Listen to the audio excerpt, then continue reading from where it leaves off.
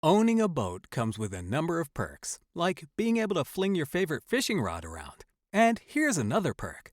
Geico's boat insurance covers your boat and your belongings. And with specialist support from agents that are as passionate about boating as you are, there's so much value that you'll want to high-five someone.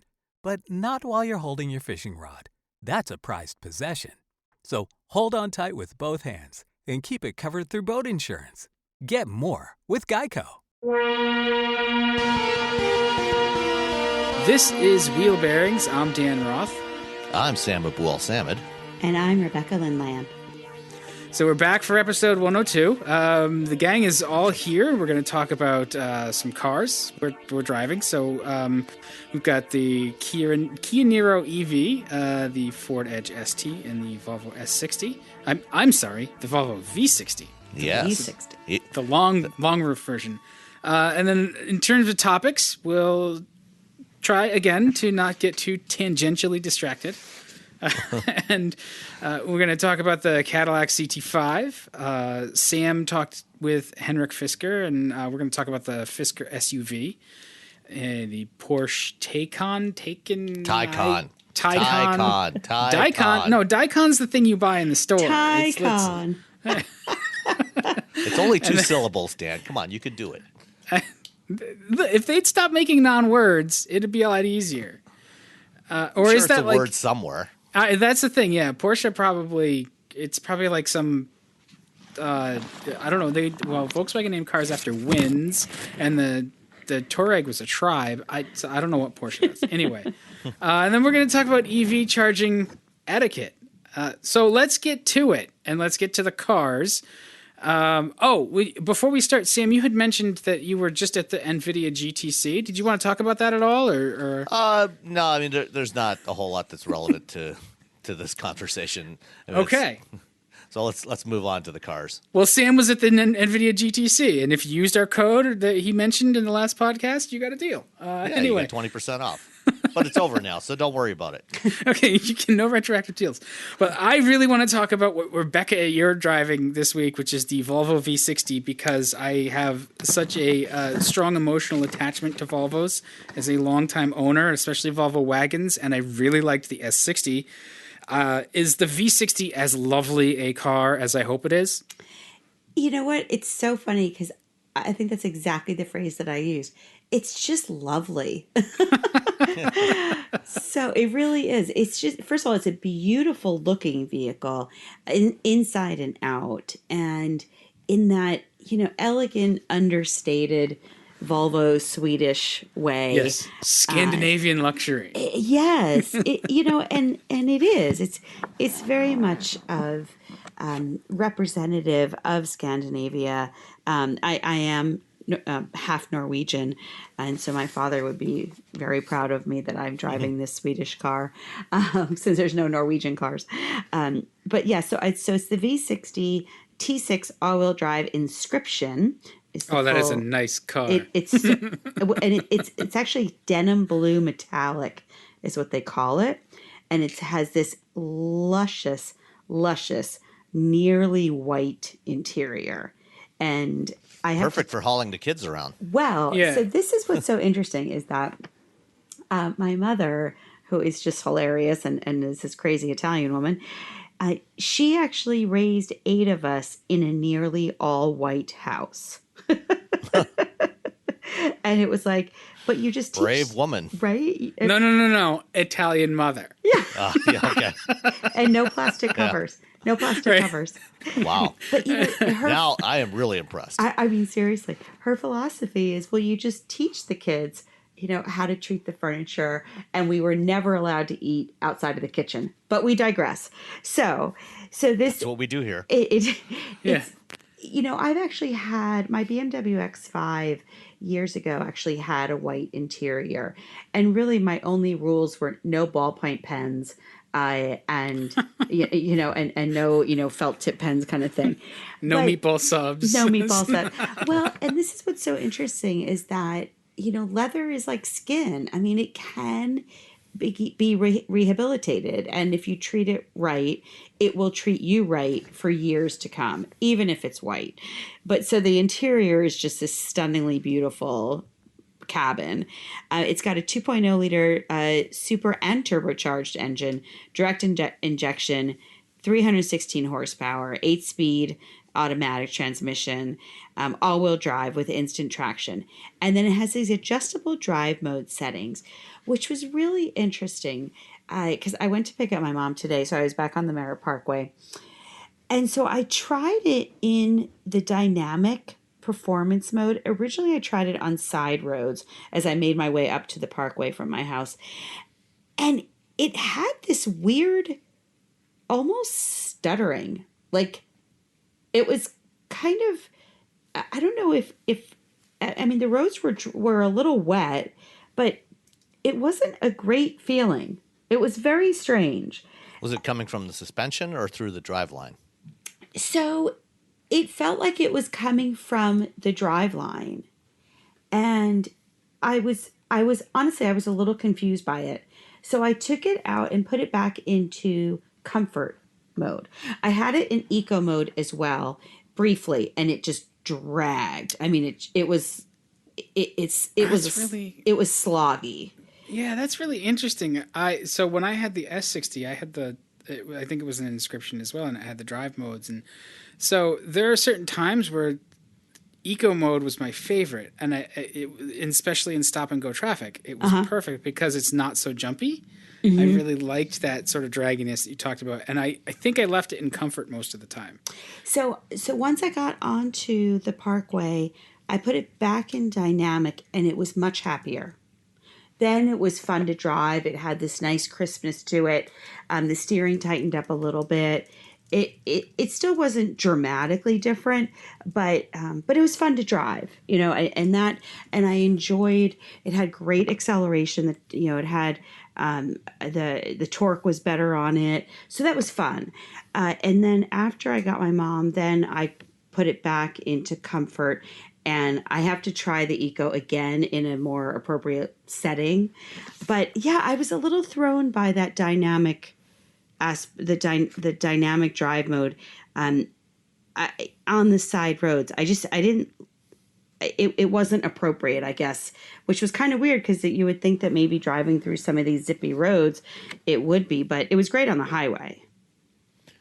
Dan, do you know, does that have the Haldex multi-clutch all-wheel drive system? I don't know whether it's still the Haldex system, but I think it's definitely not like the T8s, right? That have the electric motor that provides the all-wheel drive. So the T6 is, I would assume that it's Haldex, and I'll look, but I haven't really sort of looked into the greasy bits of those for a while. I have another area that I'm going to try and drive it on, and so I'll report back next week. And see.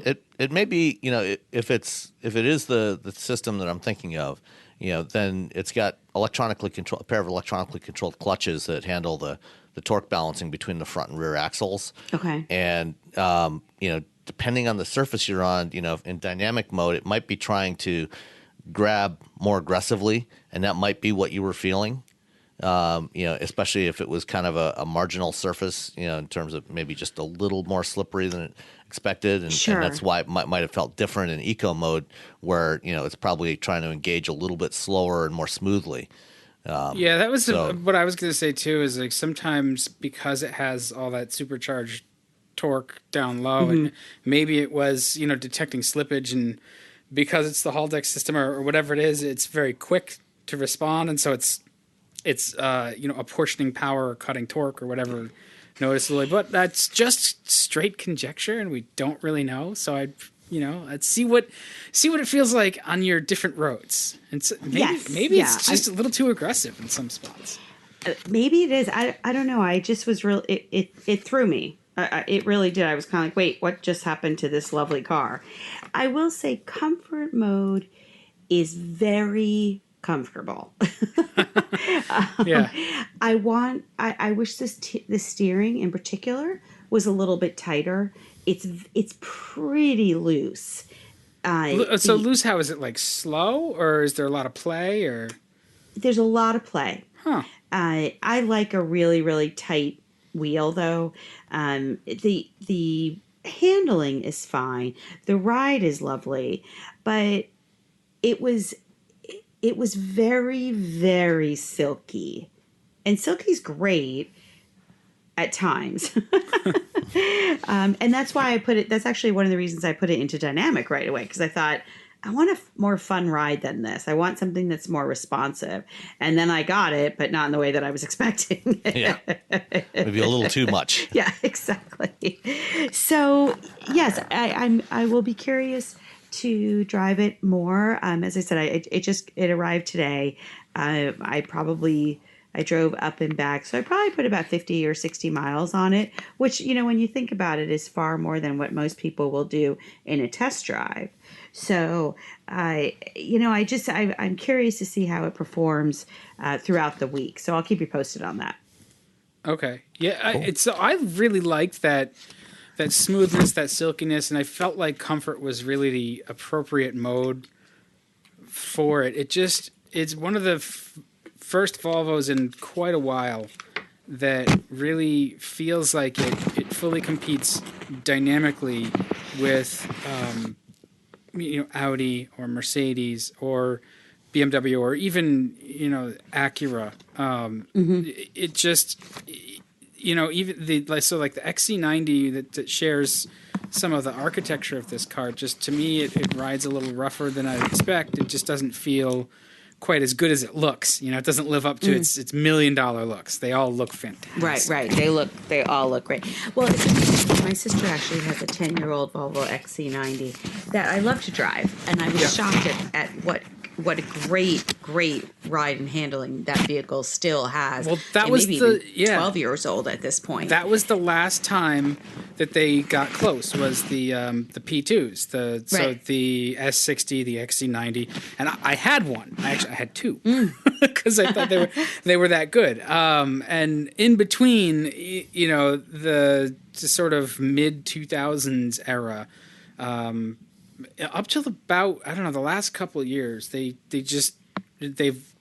done a lot to rejuvenate the brand from an aesthetic sense, and the product has all been refreshed. And now they're digging into tuning a bit and just dynamics, and it's really paying off because I adored the S60 that I had last, and I'm sure that the V60 is sort of the same driving experience, but it's just that classic Volvo, and we should talk more about that. It's a wagon. Yes, it is a wagon, and I absolutely love the ride height on it. Again, it's a little bit lower, obviously, than an SUV, but it's just so easy to get in and out of and maneuver. And I had something in the trunk, and so I had to put the trunk up, and I could actually hit the button without standing on my tippy toes, and it's just a lovely vehicle. And yeah, you just feel good driving it. You feel nice and safe. You feel like you're not so much of a stomping through the earth. It's just an elegant vehicle. It's really lovely. Yeah, elegant's a good word for it. So how did you find Census and all of that stuff to use? You know what? I haven't tried it yet. I hooked up my Bluetooth to it, my phone, with no problem, and then I was able to, I integrated with the HMI very easily, and the navigation is fantastic on it. The 2D, the 2 and 3D and such. But I haven't really explored the vehicle yet. I just haven't had time. But you didn't find it confusing or difficult to use, or you sit there staring at the screen swearing at it for a minute or two, or it sounds like it just all went swimmingly. It did. There was no swearing involved. Which is not always the case with systems. Yeah, well, and especially that one, and Sam and I have bitched enough about Census, probably for all three of us. Yeah, I think And I'm not trying to lead you any way, one way or the other. No, I was trying to think. I'm like, really no, I really didn't have any problems with it. Good.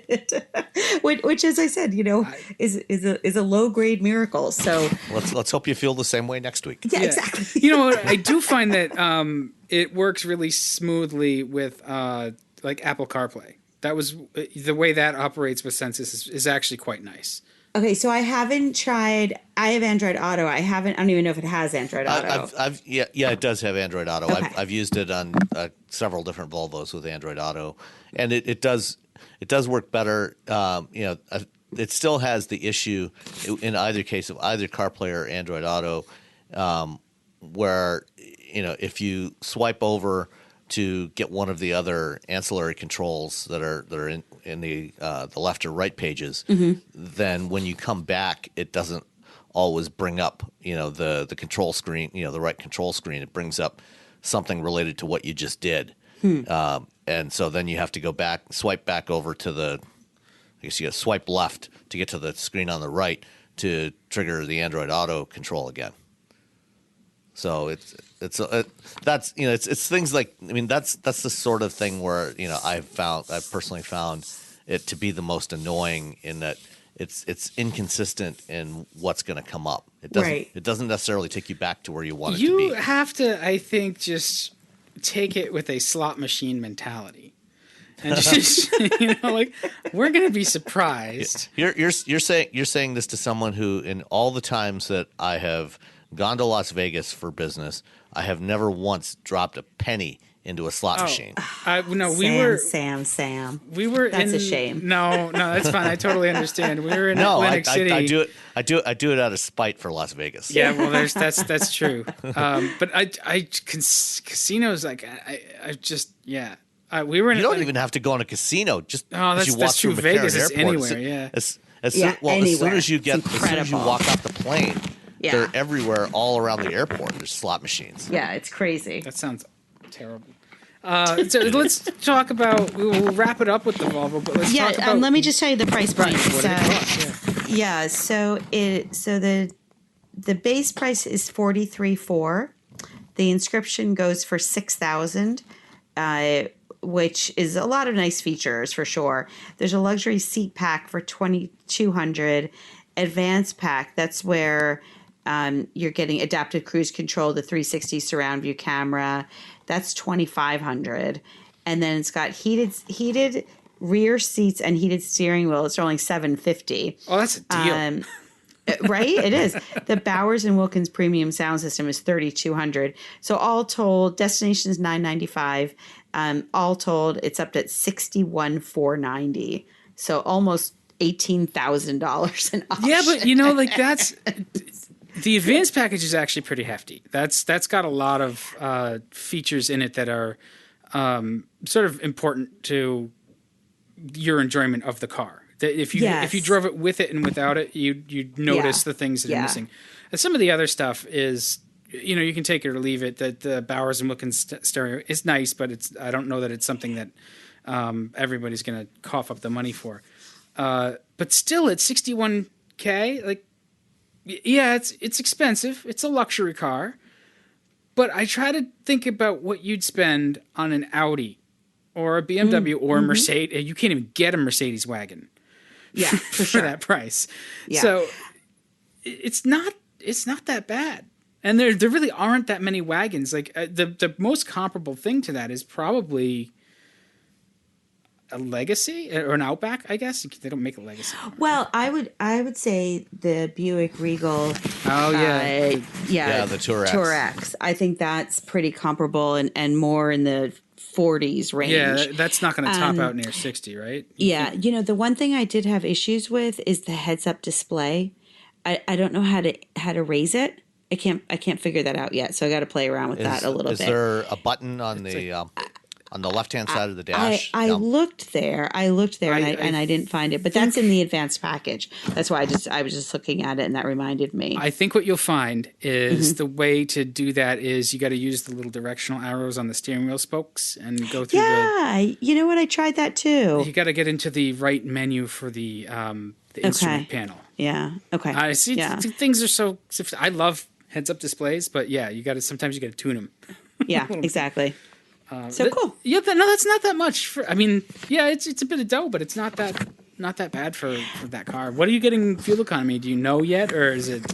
I don't. It's estimated at 25. It's 21 city and 31 highway. Like Volvos have been for time immemorial. That's yeah. All right. Well, we can't give a Volvo any more of a ringing endorsement than we just did. So let's move on to the next vehicle. Sounds great. Sam. Yes. The Niro EV. Like, we've been kind of hotly waiting for that one. Yeah. So, I mean, as longtime listeners will know, I really like the Niro. I've liked it in hybrid form. I've liked it in plug-in hybrid form. I think, it's, it shares the platform with the Hyundai Ioniq. So under the skin, it's exactly the same, but it has, this, they call it a crossover, but it's really more of a slightly tall hatchback, five-door hatchback. And, I think it's a really good form factor and frankly, a better form factor than the Ioniq. Now they've got a full battery electric version of it, which we've been expecting for a while. And this one shares the same battery and the same electric powertrain and everything with both the new Kia Soul EV that's coming in the next couple of months, and also the Kona EV that I drove a couple of weeks ago. The advantage, the Niro compared to the Kona that I drove, the styling and design, is clearly much more understated, much more sedate than the Kona. I mean, if you like something that's definitely flashier, visually flashier, then the Kona may be the right one for you. But on the other hand, if you regularly need to carry a couple of adults along with you, on your trips, then the Kona is probably a better choice because it's about a 4-inch longer wheelbase. So you've got significantly more rear seat room than you do in the Kona. So it's slightly heavier as a result, and that means that its range is a little bit lower than the Kona. The Kona EV got 258 miles of range on the EPA certification. The Niro is rated at 239 miles. And if you've driven the other Niros, the hybrid or plug-in hybrid, this one will be quite familiar to you, but more so. Without the engine in there, you have the same 201 horsepower electric motor that's in the Kona and in the Soul.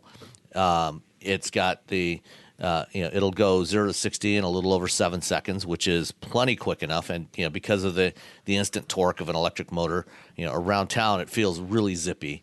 You're not gonna win any drag races against a Tesla Model Y or any other Tesla. Nobody's gonna win anything against a Model Y. It doesn't exist. I wasn't gonna go there. Sorry, but just yes, here to poke holes right. in things for now. But even a Model 3, and the thing, Kia for the last 2 or 3 years in a row now has come out, top of the rankings on the J.D. Power IQS survey, the initial quality survey. So Kia vehicles are built really solid, and I spent several days driving this thing around California, around the Bay Area in California. Picked it up at from SFO, from San Francisco Airport. Drove up to Petaluma in the wine country, and then drove back down to the South Bay to San Jose for the conference I was attending, and drove around, took it to go to some meetings and everything, and it's a great little car. Like I said, roomy enough certainly for 4 adults. You can put 3 in the back seat as long as they're not too broad-shouldered. You've got there's enough cargo space in the back to fit 4 rollerboard bags on their sides in there. So it's good for a trip. Or easily carry all your groceries and everything. It supports DC fast charging up to 75 kilowatts, and I charged it up a couple times during my driving time, and it filled up pretty quickly. Did you so you use DC fast charging? Is that what you're? Yeah, I used DC fast charging a couple of different times. Once on Sunday night before I headed back south to San Jose, and then on yesterday afternoon before heading back to the airport. And it works great. There's and I will, after we're done with this segment, I will go off on a little rant about that that is unrelated to the Niro itself. But as a vehicle, this thing's really good. And if you're looking for an affordable, longer range battery electric vehicle, a relatively affordable longer range battery electric vehicle. I mean, at a starting price that's they haven't announced it yet, but it's probably going to be the same $37,500 as the Kona and the Bolt and the long range version of the Leaf. It's a great option. And if you were for those a lot of people, I personally like the Bolt a lot too. But a lot of people have complained about the seats in the Bolt being a little too thin and too narrow. I personally did not have an issue with it when I drove it a couple of different times. But if you don't like the seats in the Bolt, then you will probably be more comfortable in the Niro. And as I said, if you want something a little more flashy, you have the Kona as an option. But if you need room, for 4 adults, then the Niro is probably that sweet spot right in the middle there.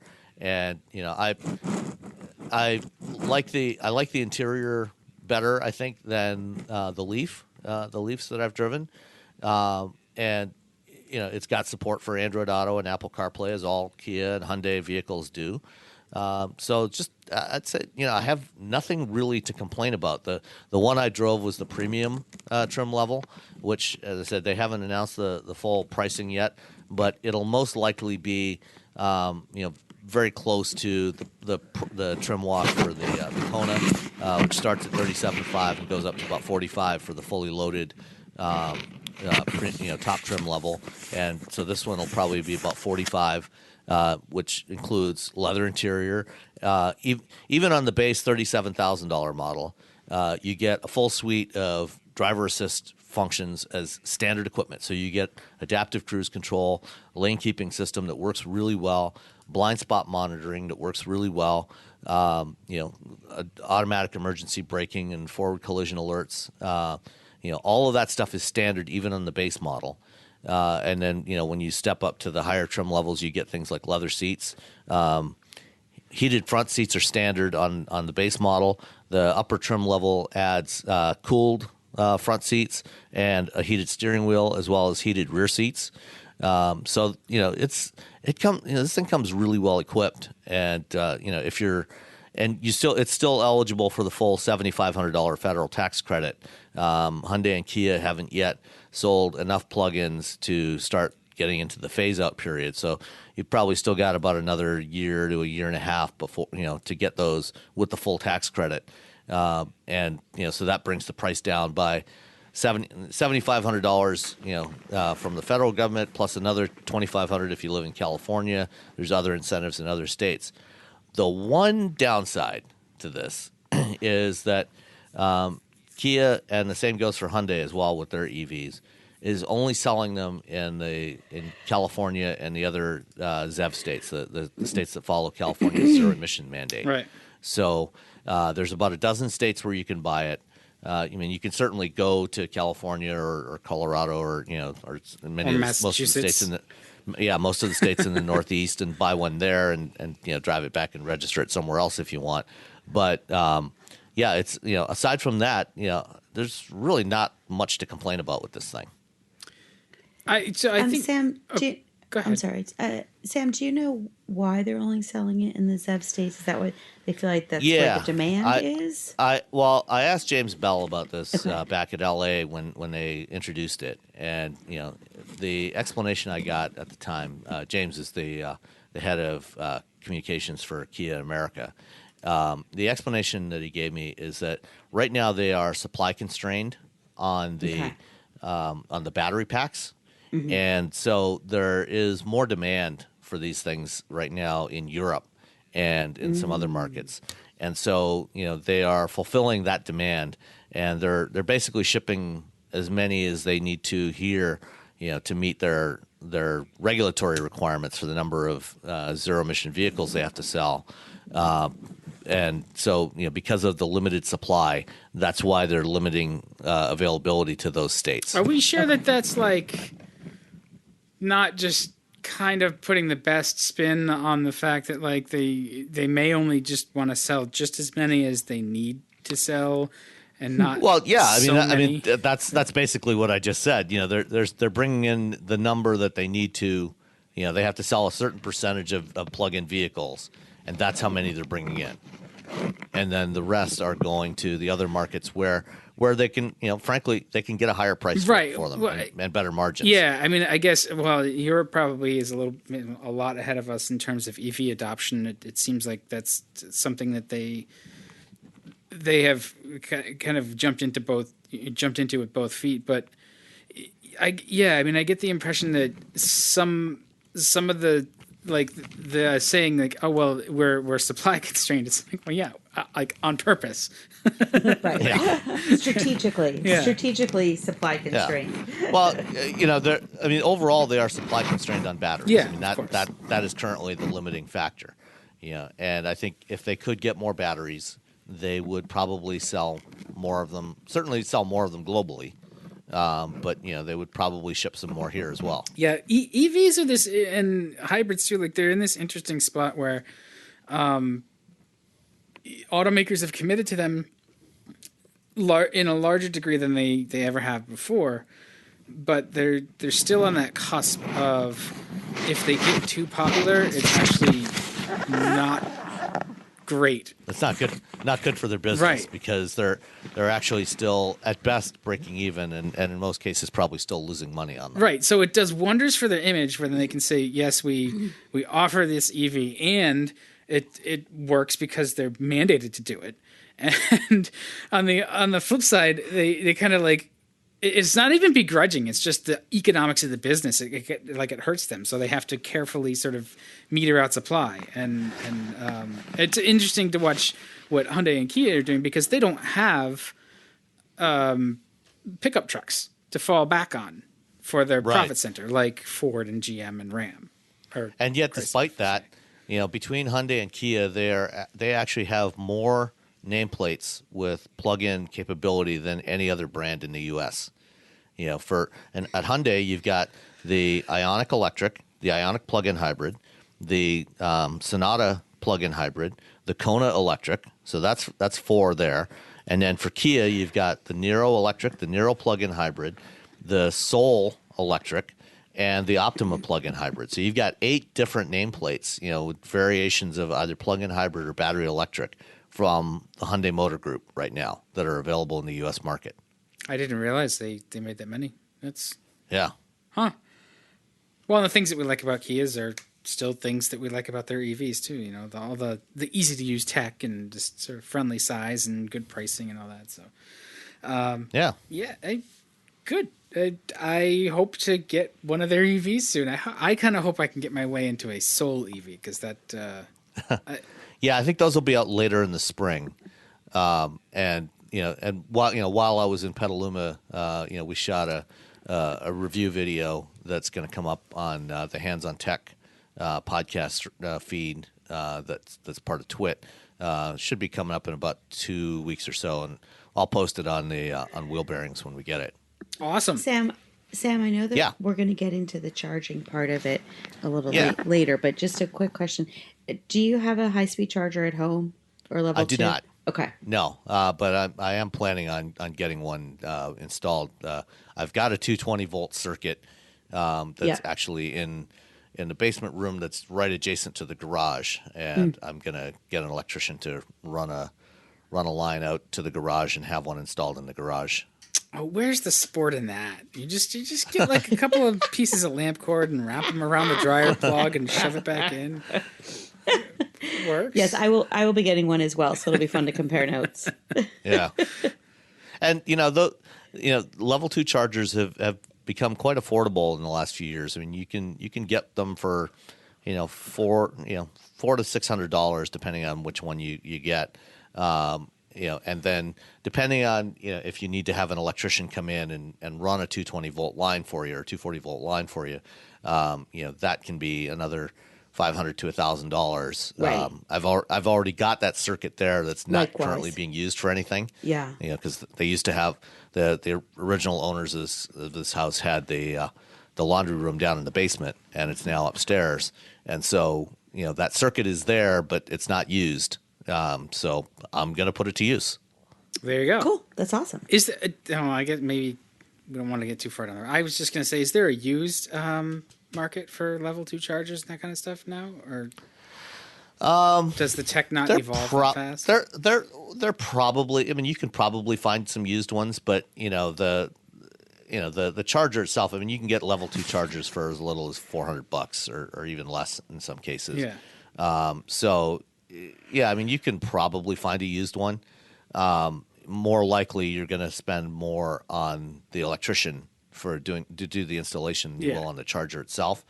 And if that's the case, then you're going to end up. The thing is, once you've installed a charger, you might buy multiple electric vehicles over your lifespan, but you only need to install the charger once, and then you can use it for every subsequent vehicle. Right. They have that lovely standardization thing happening. Yeah, as long as you don't drive a Tesla. We're going to move on now. So while you were being efficient, I got myself into a 2019 Ford Edge ST. And so this is the best Edge I have ever driven. The ST folks did a really lovely job taking a perfectly capable family SUV that has some weird, awkward stuff to it, and definitely is not the most graceful on the road. The Edge always feels a little clumsy to me. The ST does not. The ST is magnificent on the highway, especially with that turbo V6, the EcoBoost. I think it's got like 360 or 330, 335, and it's got like 380 foot-pounds of torque. And so that I think it's the Nano. I don't think it's the 3.5. I think it's the 2.7. No. It's a 3 liter. Oh, it's the first 3 liter. It's in the middle. It's the first Ford application of the 3 liter. Up until now, the 3 liter's been exclusive to Lincoln. Yeah. But it's a great engine. It's good. It's the engine that you're not allowed to call an EcoBoost in a Lincoln. Okay, so it's the non-EcoBoost EcoBoost 3 liter EcoBoost. But it's paired with a new 8-speed automatic that it's very well matched. The powertrain is great, and it's got a sport mode in the ST that I don't think you have in the regular Edge. I think the ride height's a little lower. The suspension is definitely retuned. It's very disciplined, and that was the thing that I don't like about the other Edges I've driven sort of forever is they feel kind of klutzy, and they because they're tall, they have big wheels for the style. The Edge has always had big wheels, especially the Sport. Yeah. The Edge Sport that is now discontinued because they have the ST had 22-inch wheels, which were just ridiculous. Oh, it was hilarious. The Edge Sport. It came out. It looked all more aggressive, and it had these wheels that weighed like 100 pounds per corner, and it was actually slower. And had tiny little brakes inside. Yeah. None of that is a problem here. Everything feels really good.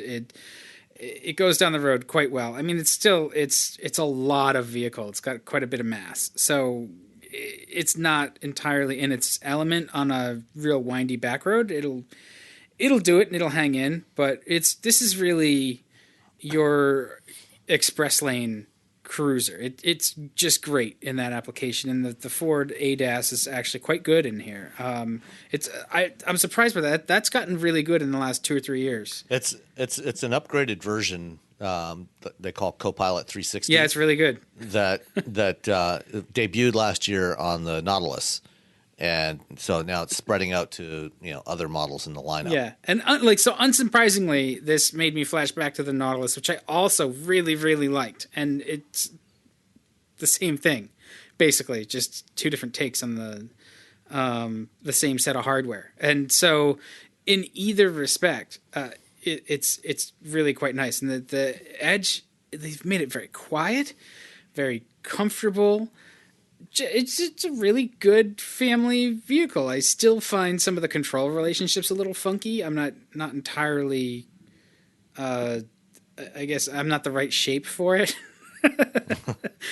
But it's a great option. It has decent cargo space. It's got good room in both rows. The second row seat, the bottom cushion's a little low, so you get your knees up a little bit with it. The H point is kind of low for my liking, but and I did hear, I forget who it was, but I picked up that some folks with the Edge, some car reviewers felt like the visibility out wasn't great, and I'm not sure. Certainly to the rear, anything these days could be better because windows are tiny, but the view out the windshield seems to come down to a lower cowl than I recall. So it feels, you get a pretty good view out the front, and it doesn't feel claustrophobic in that sense to me. And I'm kind of fun sized, so I'm surprised.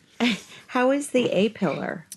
The A-pillar's there. It's large. Those are some of the things I think that we're not going to see go away on the Edge until they completely redo the Edge. It's not the newest platform Ford has. It's actually probably one of the oldest. I think it's actually based on the Ford EU CD.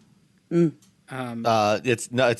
based on the CD4, which is the current generation Fusion that debuted in 2013. And is that an evolution of the EU CD, or is it entirely? It's no. I mean, there were some bits that evolved, but it was essentially a new platform. Yeah. So I mean, they took something. There were some elements that got carried over from the EU CD, but otherwise, it was a new platform. Yeah, it's really in terms of how it goes down the road, and it feels solid. It is well disciplined in this trim level. So I really like that. They do talk about it being like a performance SUV with a track mentality is the quote I'm reading from Halitai Tag, and I'm just like, I don't know that I want this on track. You get it out there at 7/10 and it starts to feel a little bit nervous, like all Edges do, because that's what it is. And the Fusion that it shares a platform with also is a really good driving car. It feels really solid. The problem that they have with both of those, I think, is mass. They're heavy, and when they redo it and get rid of the Fusion, they'll slim them down. I think that's what we're seeing in a pattern from all automakers, is that the stuff is getting lighter as each new generation happens. Or so the next go around, this is going to move to Ford's new front drive unibody architecture, which is going to be shared with the new Escape that is going to debut at the New York Auto Show next month.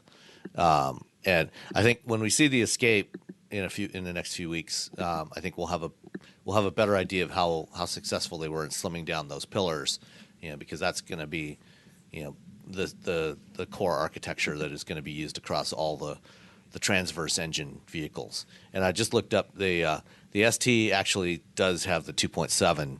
It's the Explorer ST that got the 3-liter. Oh, okay. Well, no, that's the old Explorer then. The new Explorer ST, right? Okay, has the 3-liter EcoBoost. Yes, please send that one next. Yeah. So this one still has the 2.7, but it's an upgraded 2.7. It's got more power than the last Edge Sport did. Yeah, no, that's an awesome engine. I love that engine in everything I have tried it in, and each of the biggest issue I have with it is the price here. We're knocking on $50,000. It's $49,430 all in. That's a lot of mass. Yeah, it's a lot of money for an Edge. 40 and 4,500 pounds. So for the ST. Yeah, no, it's a big one.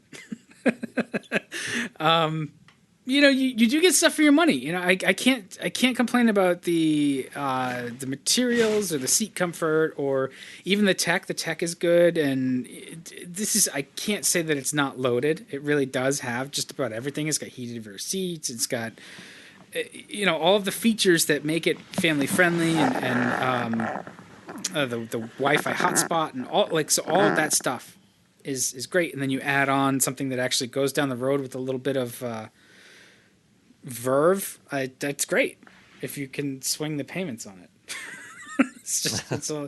it's a lot of money. So at that point I was like, well, I'd buy the Lincoln because it's even comfier. But I think the Nautilus I had was the black label, so that's not a fair comparison either. Yeah. So yeah, the Edge is. I don't know that there's any other. Well, I guess the Blazer now kind of does. I was gonna say there's not another domestic SUV or crossover that kind of fits this thing that offers you that little bit of performance edge. You know, you can certainly get like a Passport, or. Yeah, except the Passport doesn't really have it's got the same powertrain that's in the Pilot, right? So you're not necessarily getting much more performance out of it. So yeah, I mean the Blazer is probably the only kind of direct competitor right now. Yeah, and I haven't driven that one, so when I do, we'll see. But we have spent 40-something minutes on cars, so we should move on to other cars. Okay. So before we do that, though. Yeah, you wanted to rant. All right. This is strange where I'm letting you rant. Usually it's the other way around. Yeah. Well, while driving the Niro around in Northern California, and this I've experienced similar stuff in the past as well, but it was particularly annoying yesterday in San Jose, because San Jose, strangely enough, despite being in the middle of Silicon Valley, the heart of Silicon Valley, there aren't actually a whole lot of public EV charging stations, aside from a couple of supercharger stations or some Tesla destination chargers. The rest of them, there's not a whole lot around. And there's a Whole Foods store just west of downtown that has an EV Go station, right on site. So there's 5 EV Go DC fast chargers there on site, and when I got there yesterday, the first time I got there, I pulled up to one of these DC fast chargers, and I pulled up next to a Chevy Bolt that was sitting there parked there, and the chargers are along the one side of the store. There's the handicap spots, and then right next to that are the EV charging slots. And you pull in there. If you're handicapped and you have a handicap plate, you have every right to pull in there, park right there, right by the door, and have easy access. If you own an EV, you do not have that right to just park in those parking spots that are right next to the building just because you drive an EV. Those parking spots are for people that actually want to charge their cars. If you're not charging your car, do not park there. Park somewhere else. And, later when I came back, for another top-up, of the 5 slots that were there, 2 of them were occupied by cars that were not even plugged in. And that's just ridiculous. But they're in the club, so they get the good parking. I don't care. There's a sign. There's a sign right there when you pull in. There's a sign right in front of you. You can't miss it. That says these parking spaces are only for people that are charging their EVs. If you're not charging, do not park here. And so please be courteous to your fellow EV drivers. If we want to encourage more people to drive EVs, we need to make the process, of owning and operating an EV as frictionless as possible. Don't be a jackass and park next to a charger just because you want to be next to the building, unless you're actually going to be charging. Rant over. I'm surprised that well, maybe not because it's California, but at least you didn't run into the guys that'll drive like their diesel pickups and just block the chargers. Yeah, well, I didn't experience any of that.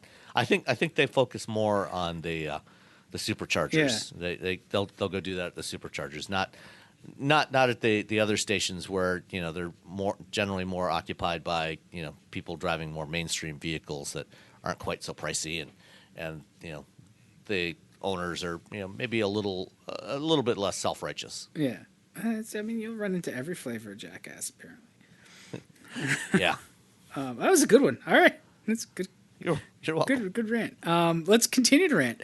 The Cadillac CT5. So I have opinions and I have questions, but I want to hear what you folks have to say. And Rebecca, you've been quiet for a while. Let's give you a prod. What do you think of the Cadillac CT5? I barely even know. I can't keep track of their letters. I can't even begin to tell you how much I just hate the alphanumeric. It drives me crazy. I mean, I guess. Okay, so it's a lovely sedan. Great. Here's my own little rant. What will this do for the brand?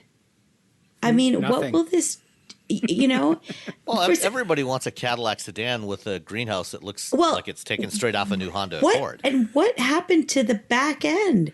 What's up with this ass? Like, what? I ask myself that so often. It's like that scene in Spaceballs. That's why you're not supposed to look in the mirror, Dan. No, maybe it's like that scene in Spaceballs where President Scrooge gets like turned around. And he looks. Why didn't anybody tell me my ass was? Anyway. So you know what? I'll tell you this. So I've said this before, but it's just because that's something I'm very passionate about. Being a good steward of the brand, and Steve Carlisle, the new CEO, is in for the last year or so. I want the people at Cadillac to take care of the brand like the people at Jeep have taken care of the brand. Yeah. Where, they're true to what this brand means and the iconic status of the brand. And I don't even understand why this vehicle is necessary. What is this doing? Well, it's replacing the CTS, so naturally it's going to have CT5 as a badge because that won't be confusing at all. At all. And I also think it's all of the sedans, right? It's replacing the ATS and the CTS. And so they made the ATS and the CTS because the CTS was too small in its second generation, so they made the CTS larger, and then they brought the ATS in, and then now they're going back to a car that's the size of the second gen CTS. So I'm a little confused there.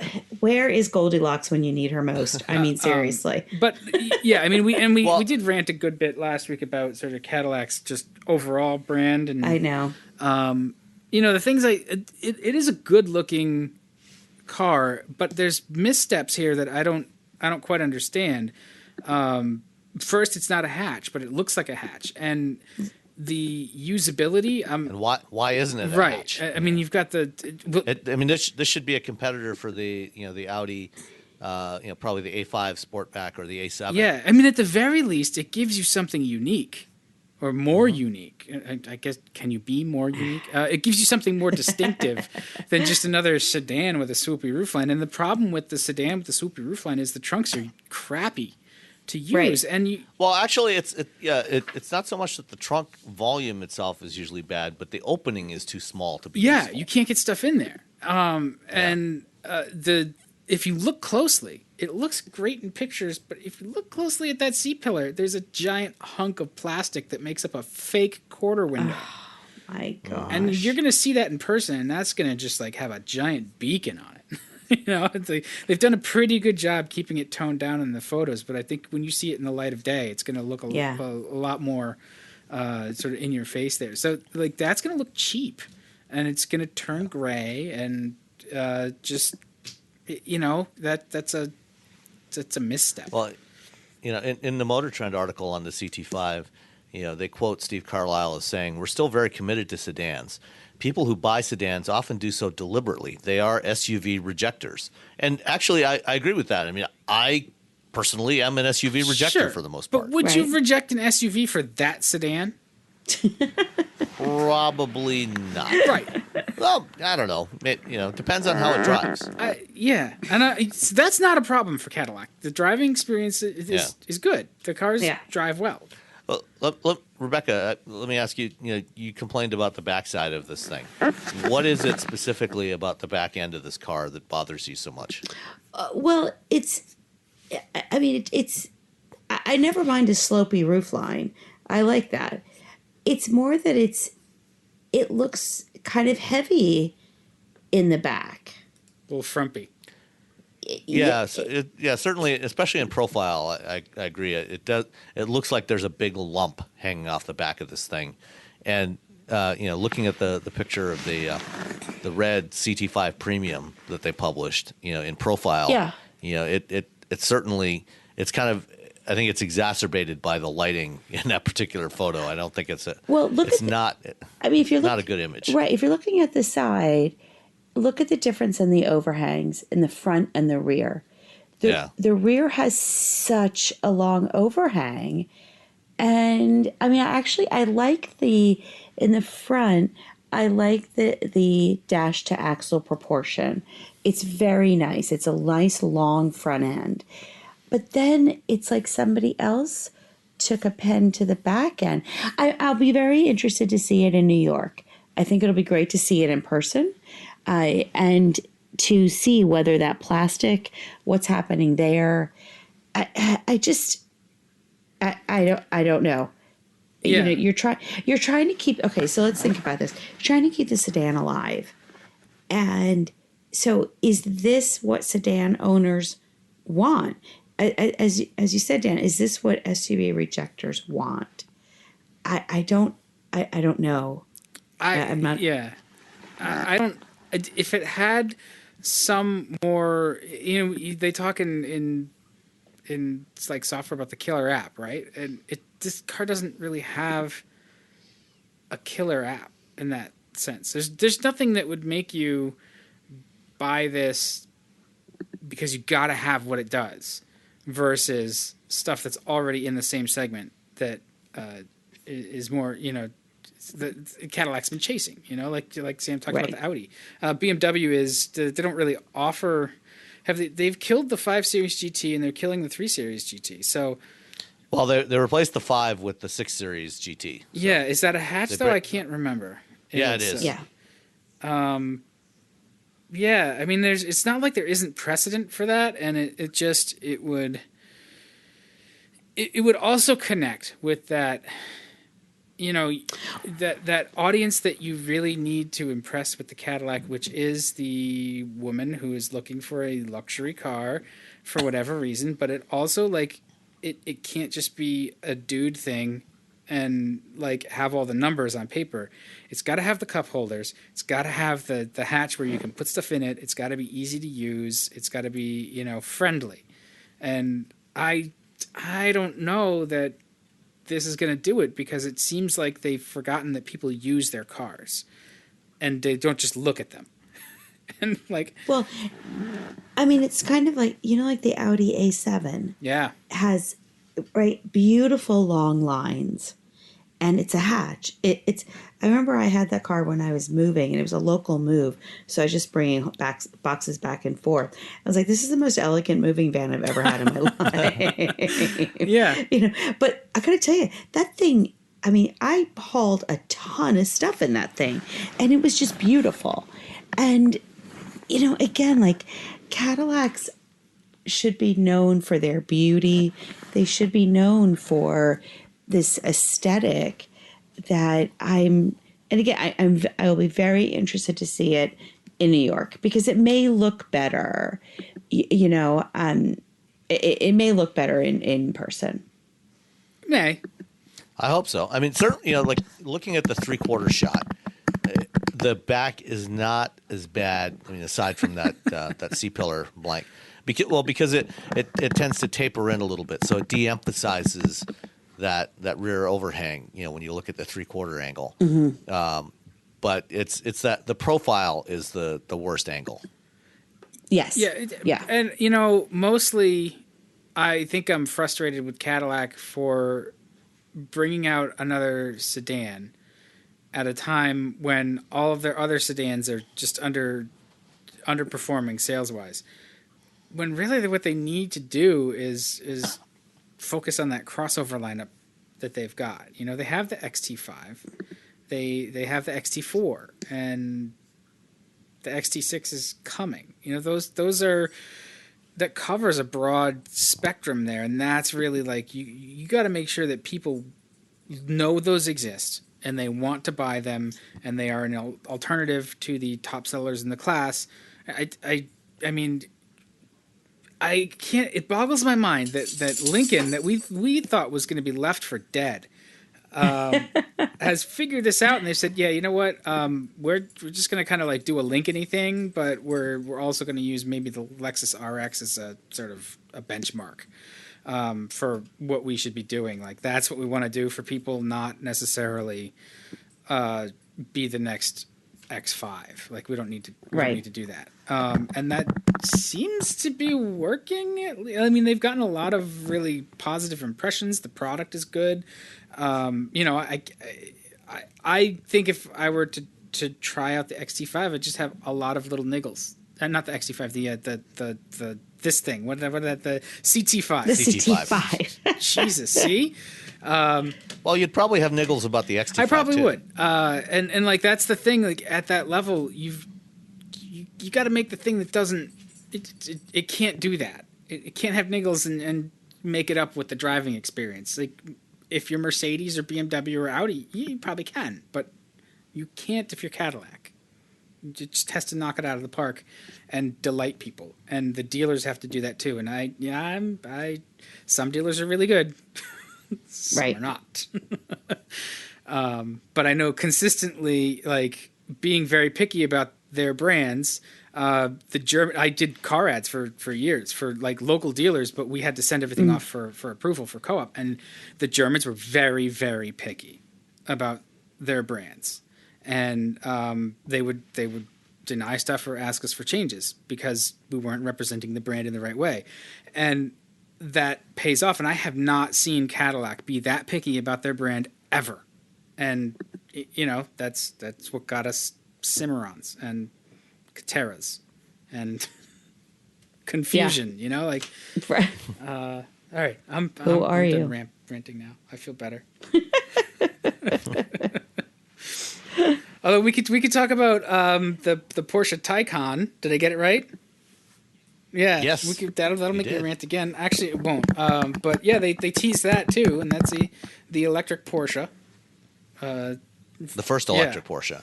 That I think it looks great, and it probably heralds the future of all Porsches. But maybe I'm off base with that.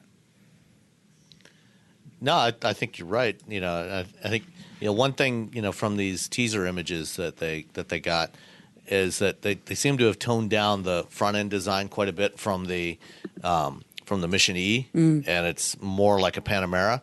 Although I'm not 100% convinced that this is exactly representative of what the production car is going to look like, because if you look at the shot of the front, you know, the front end, the front quarter shot, you know, right below the left front headlight, there is a slot there, you know, and you look at the Mission E, you know, it had that slot that wrapped around the headlamp cluster and down, you know, and into the lower front fascia, you know, which kind of gives it a lot of character.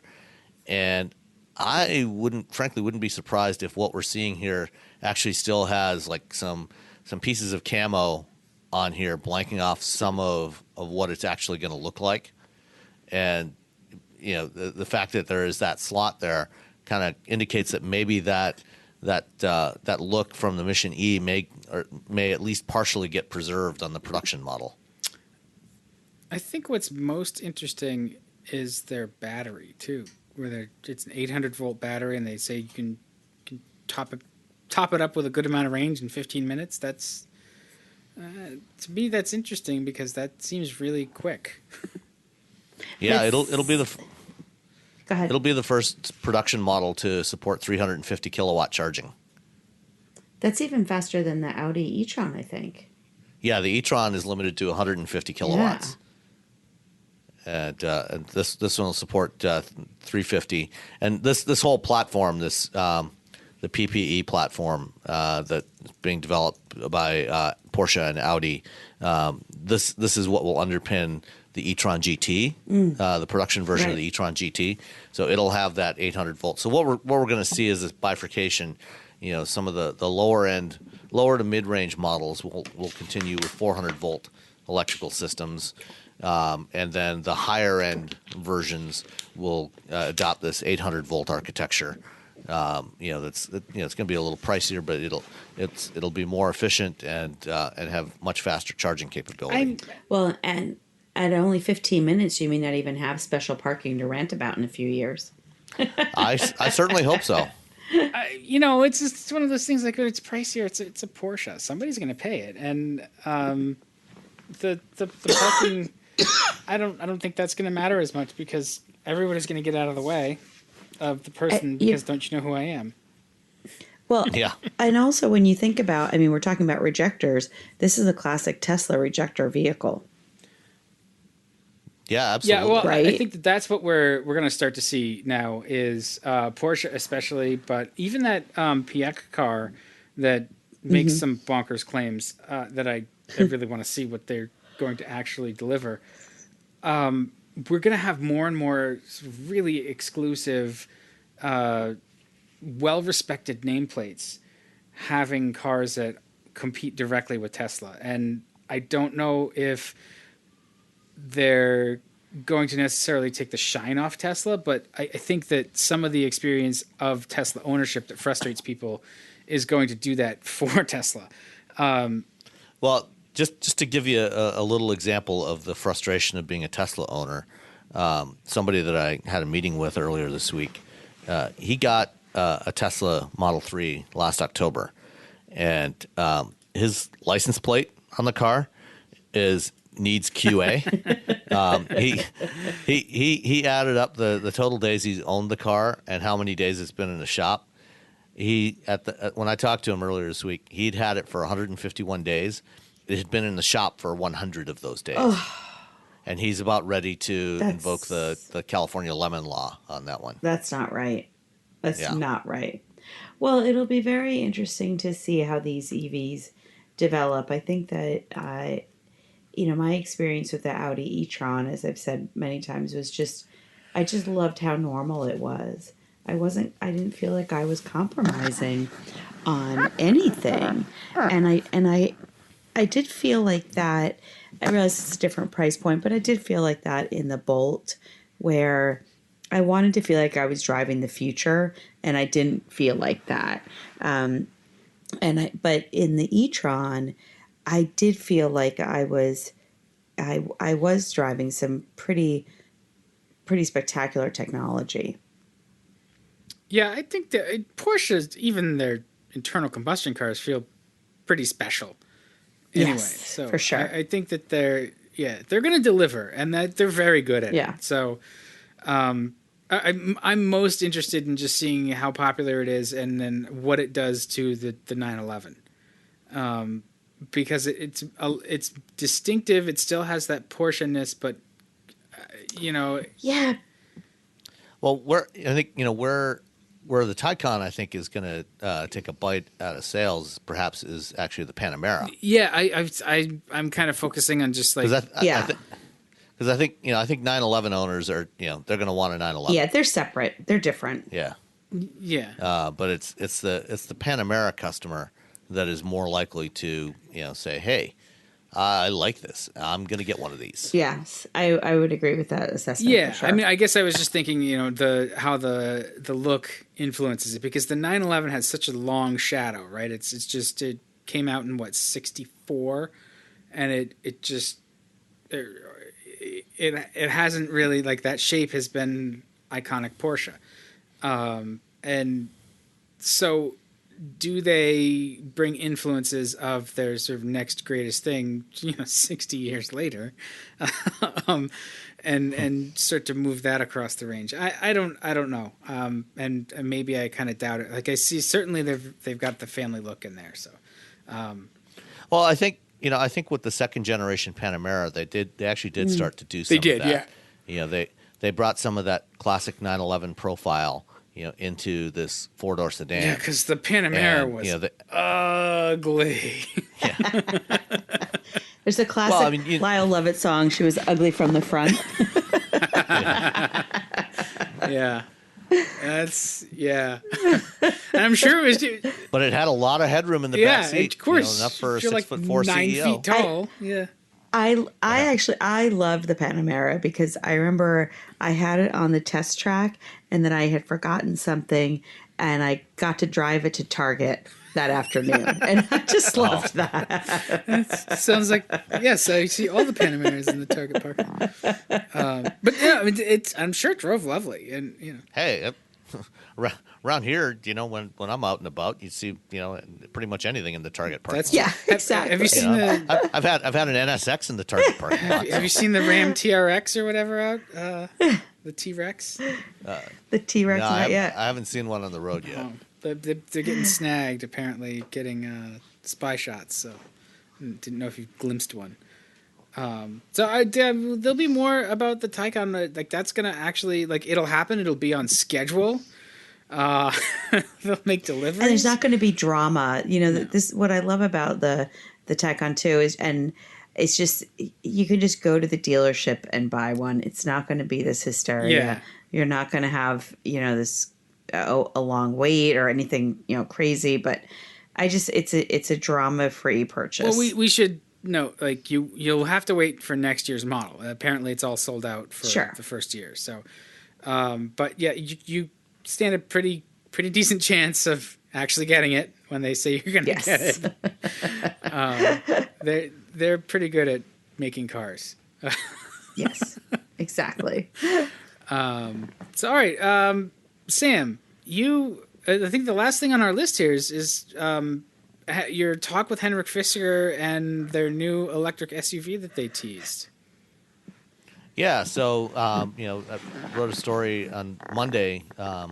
Fisker announced basically that they're changing up their product plan a little bit, and they released a teaser photo of what is now going to be their first product. Last year at CES, we saw the e-motion concept, which was supposed to come out in production form in 2020 which is what they said at the time, and frankly, nobody believed them. For good reason. And so now the e-motion is still coming at some indeterminate future date when the solid-state batteries are ready. But for now, they are taking a more pragmatic approach. And I talked to Henrik earlier today, and they seem to have learned a lot of. He seems to have learned a lot of the lessons of his previous venture. And is now integrating those into this. So why don't we go ahead and run the interview, and then come back, and I've got some questions for the two of you, particularly Rebecca. All right. Here with Henrik Fisker today, and this week you announced a new product from your new company, Fisker Incorporated. Last year you showed off the e-motion concept at CES in 2018, and now this week you've shown off a new SUV, which is now actually going to be your first product to market, hopefully, and we'll get around to that in a minute. But can you give me a little bit of a background? What is your overall vision and strategy for what your new company, Fisker Incorporated, is going to be? Well, when we set up Fisker Inc. in 2016, my vision for the company and our business strategy is really to kind of reinvent, the actual business model for a car company, a modern car company, and being, starting from a clean sheet of paper, we really had the opportunity to do that. So, and obviously with the experience I've had of starting a car company once before, I want to take some of that experience, bring it into this new venture we started in 2016, and the vision, obviously, long term, is to have a range of vehicles. One, really on two platforms. One platform which is very affordable, high volume, and the other a very unique high-tech platform. So at this point, we're not really going in sort of the mid-segment. We started out with the emotion really to sort of launch the company, and we had originally planned to put in standard battery technology in that vehicle and then migrate into solid-state battery technology. But as we started our lab here at our HQ and start building the solid-state battery cells, we actually realized that we would be able to put those solid-state battery cells quicker into the Emotion than we thought. And we had to make a business decision, which was, do we really want to invest in tooling for the standard batteries, which may then be kind of out of date only a few years later? So we decided actually to rather wait with the Emotion and wait for the solid-state batteries and pair those two launchers together. So that was the reason for waiting with the Emotion. The other reason of going with the high-volume platform is also when we looked at our business case together with obviously also thinking about our investors, really is how fast can we get up and become a well-oiled machine car company. And I think that's one of the biggest issues being a startup company. And I think you can even look at Tesla today, where are they really a well-oiled machine that can fund their own future product lines? I guess that's still a question. And looking at that, we just looked at our business model and felt that it was important for us to, as soon as possible, be able to fund our own development via our sales and profit margin or profits from the sales. And obviously, again, the high-end car, luxury car, is not going to give us enough revenue and profit to fund, ongoing volume models and development. So therefore, we decided to start with the volume vehicles. So that's kind of the fundamental. Now, we haven't revealed how we're going to do a high-volume platform, but part of it is by sharing supply chain with another company, which allows us to get high-volume pricing for a lot of the parts we're using in the vehicle.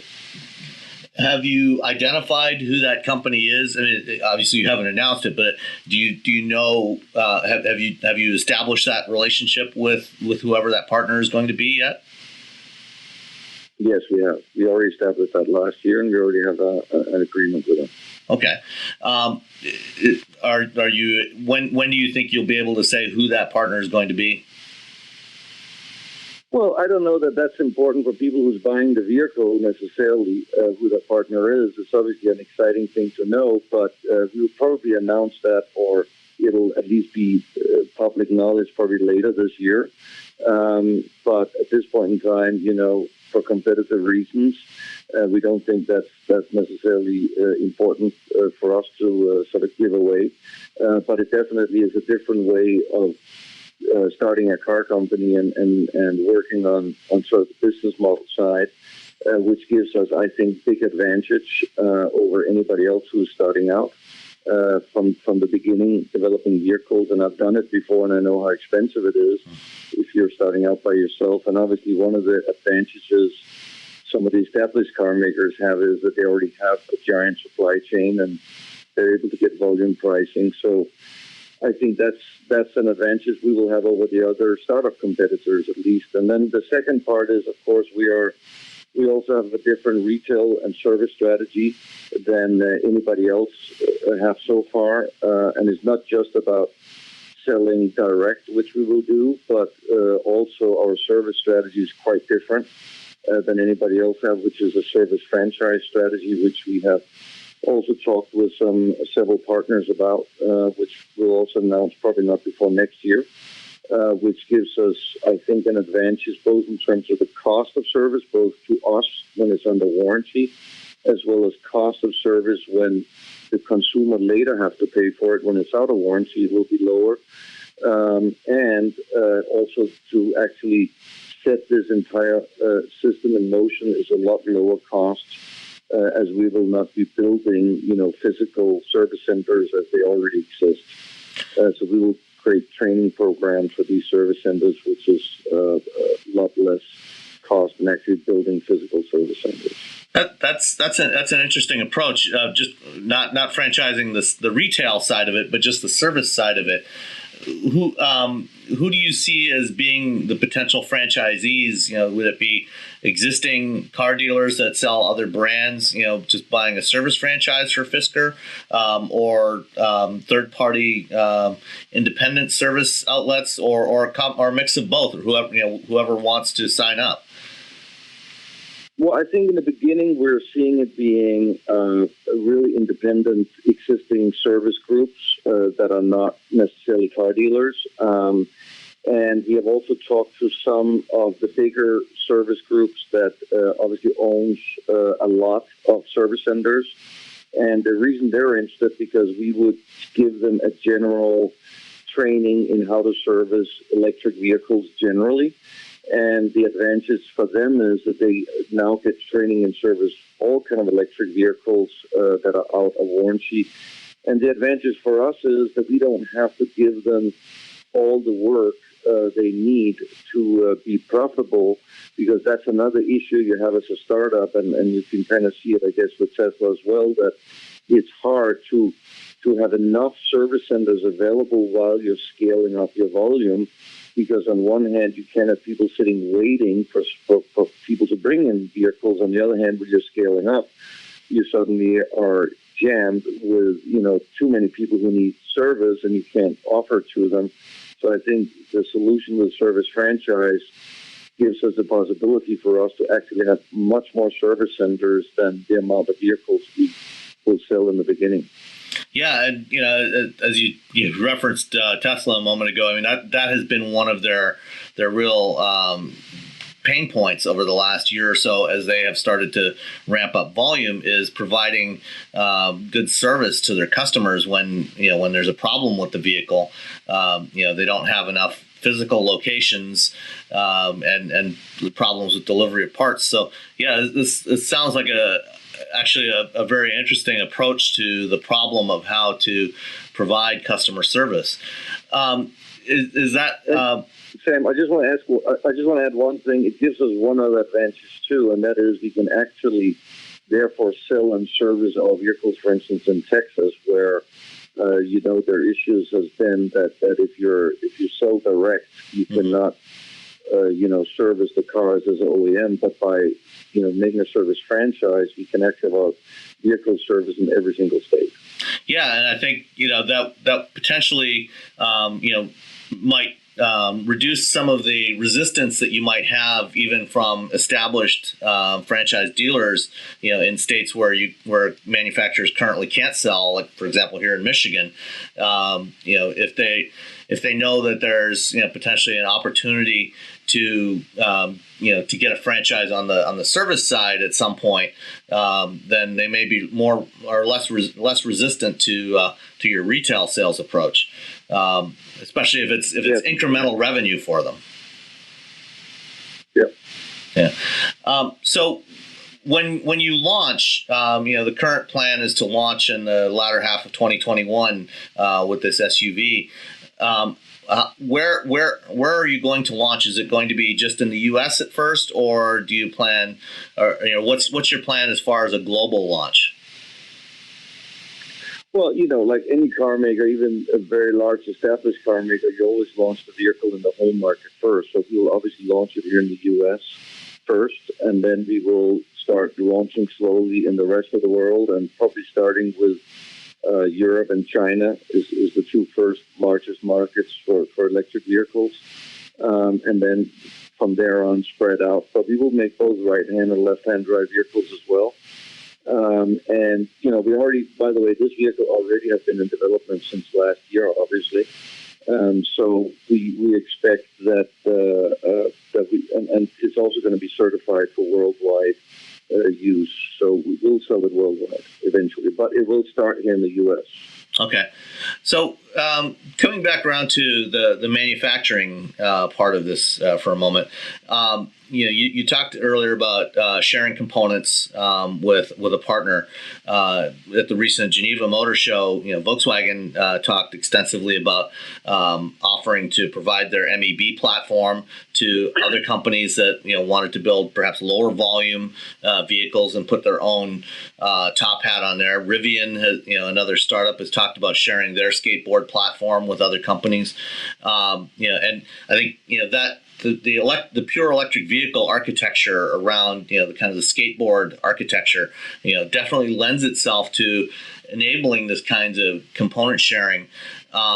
For actual assembly of the vehicle, of your vehicles, is that something you plan to do in your own facilities, or is that something that you would also work with your partners or perhaps with some other partner to do the vehicle assembly? At this point, our plan is to assemble it ourselves here in the U.S., and we actually are talking already to several states here in the U.S. And I've already looked at facilities. We've already been having quotes from suppliers about supplying all the tools, paint booths, everything we need. And to fit in with our timing, one of the important things for us is that we will move existing facility. It doesn't have to be an old automotive plant, but an existing facility. I mean, it could be an auto plant, as there's several for sales there as well.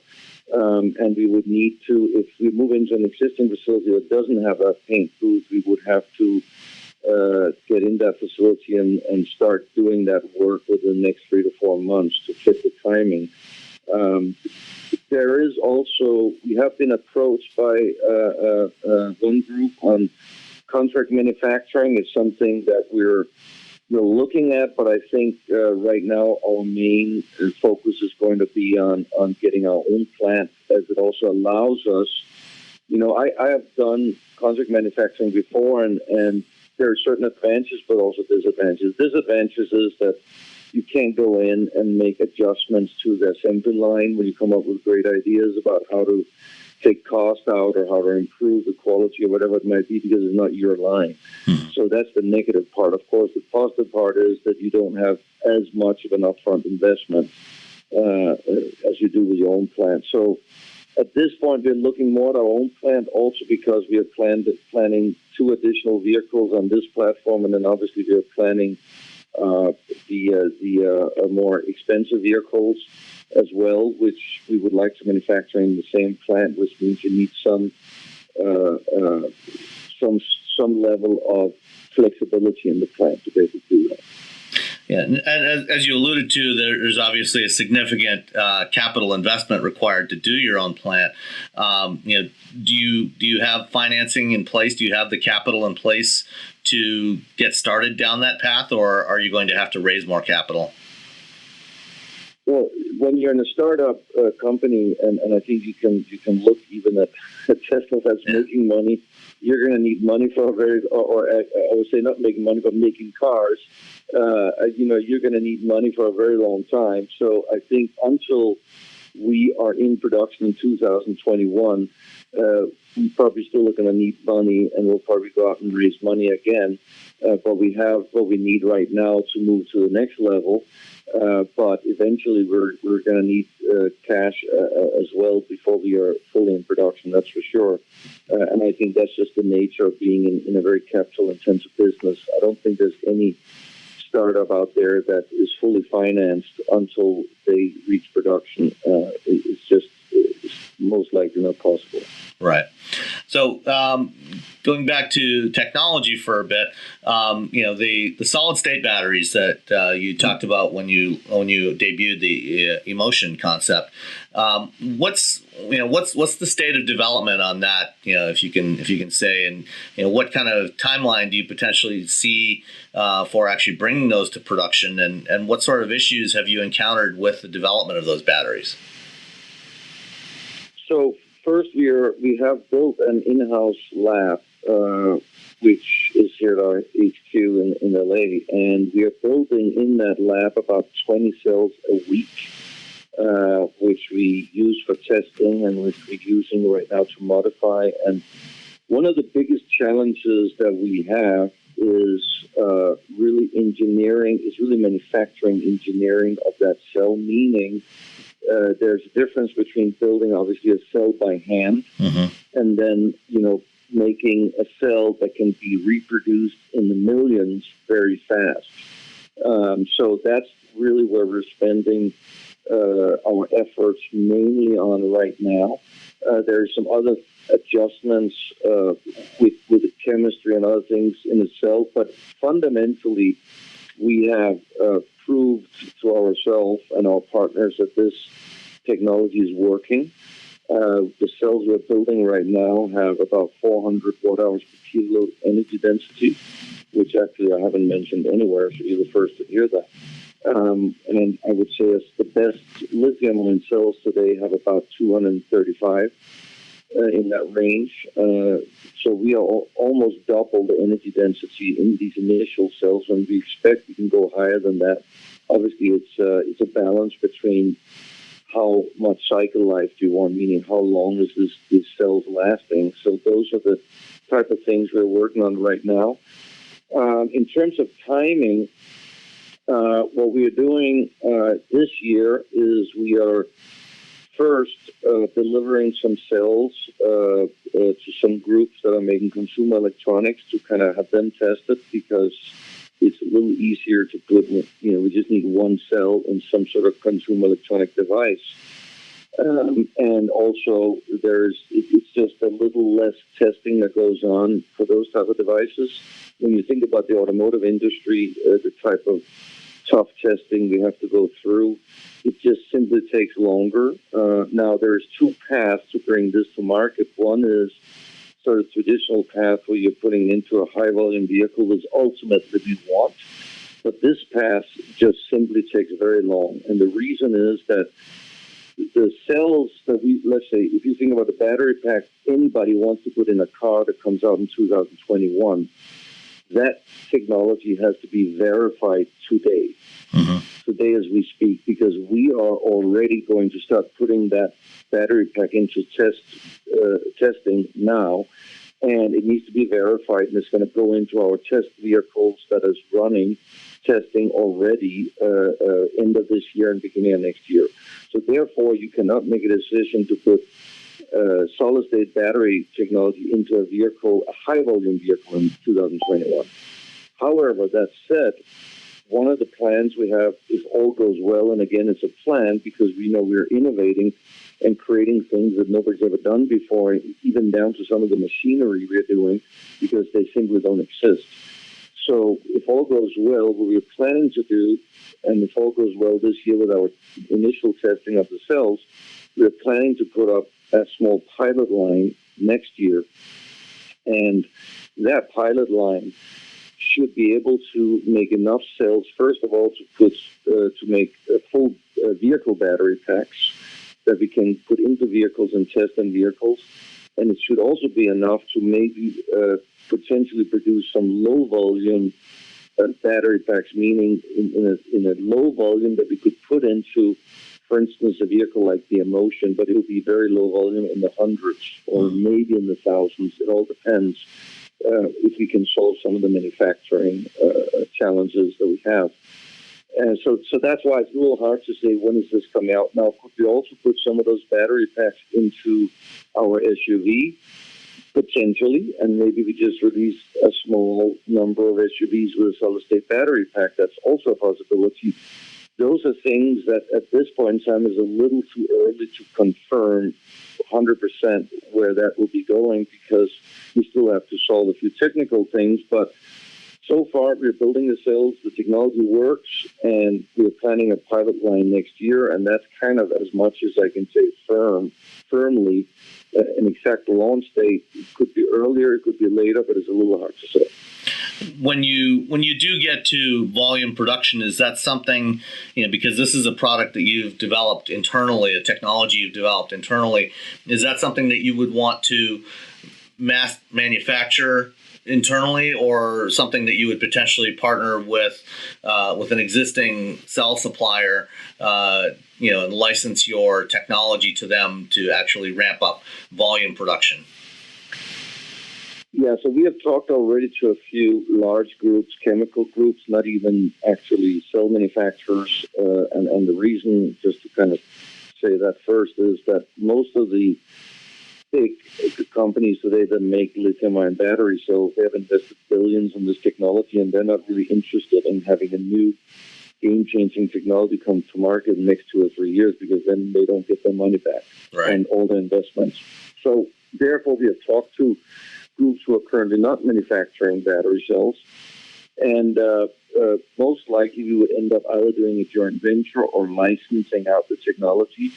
However, we will only make this battery available to partners of Fisker, because obviously it's a big competitive advantage. So we're not going to randomly sell this battery cell to our competitors, obviously. And so initially it will be us and our partners and some of the investor partners in Fisker that will have access to them. I mean, it's public that, Caterpillar is an investor in Fisker, so they would obviously get access to it when we're ready. And so will some of our other partners, which are not public yet.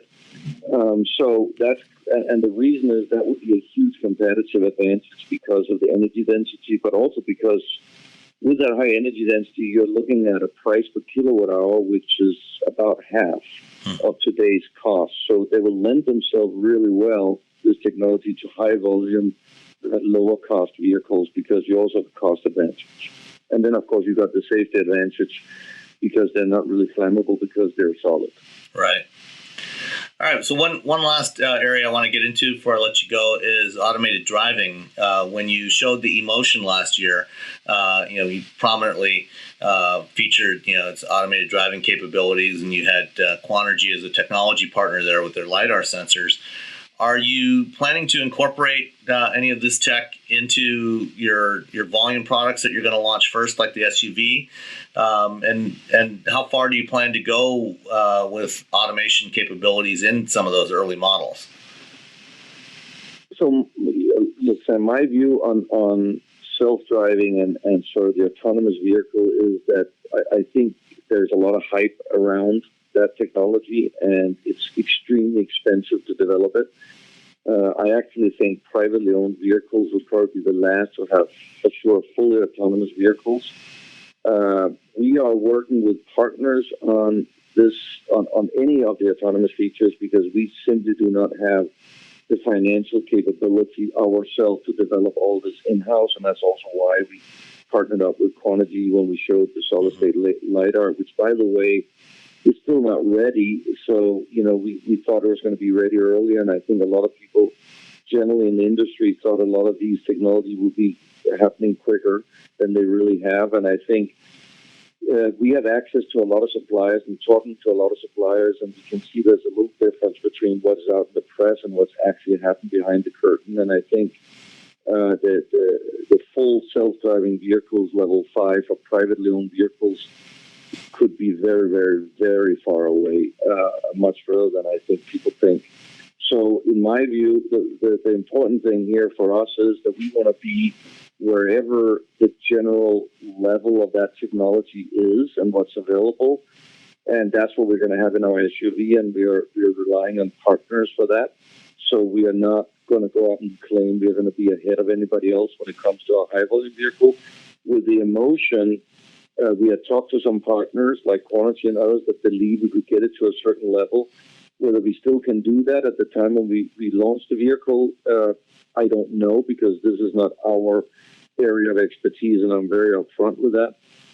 We have also developed a autonomous shuttle, the Orbit, which we have pretty much fully engineered, but we have not seen the interest we initially thought in terms of getting together and actually getting this vehicle out on the streets and testing it and spending the money on it.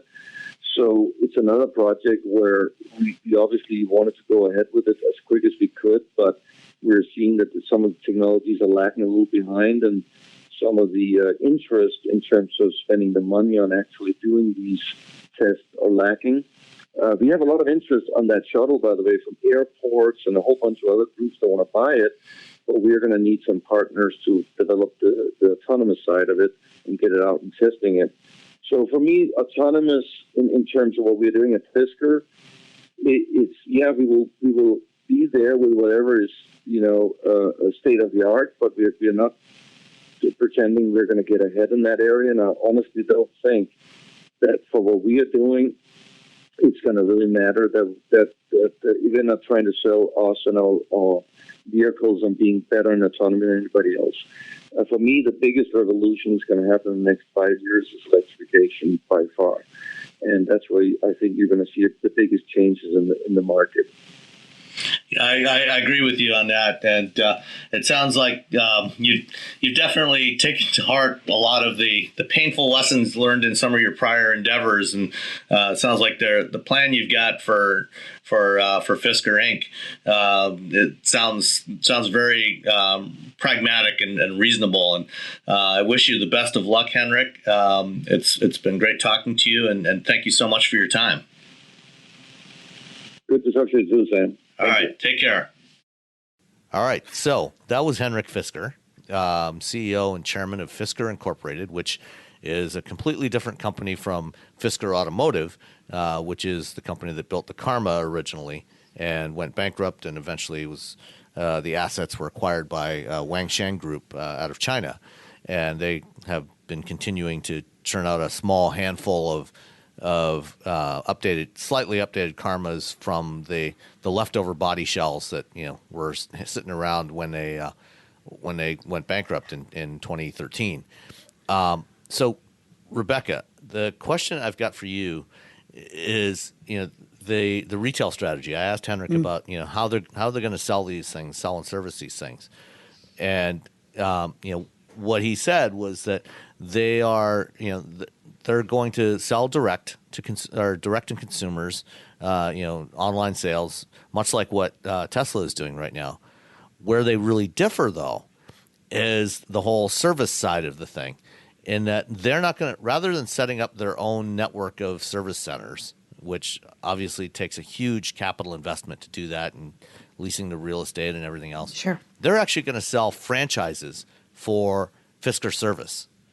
So service outlets, like various chains of service locations, will be able to buy a Fisker service franchise, and then they'll get training and equipment from Fisker, all the things they need to know to service these things. And the goal is to have a very broad-based, national network. Which one of the issues with Tesla is limited access to service centers. There's a lot of places where they can't operate at all, and so because they're not doing the retailing through these things, they're only doing service. These service locations won't have the problem of dealing with the dealer franchise laws because they're only doing service. Right. What do you think about that approach? I think it's really clever. It's interesting. And when I was in India, I went to the local Hyundai dealer. It was actually a Hyundai, Volvo, and Jaguar Land Rover. And their service, they actually don't do any service at the dealership. Their service is at a different location. And they did it in the area where they were. I think it's called Newtown.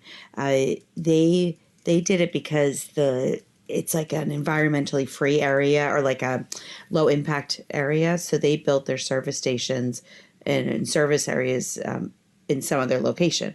It kind of reminds me of that, where you do get to skirt the franchise laws. I think it's a really brilliant strategy potentially. I mean, I think that Tesla could have benefited from that strategy, actually. but Tesla has to do everything themselves. Yes, of course they do. Yeah. Now, go ahead. Well, you do. There's always that sort of folklore of yes, but if you're at the dealership, maybe you go in and see some of the new cars and stuff while your car is getting serviced, this and that.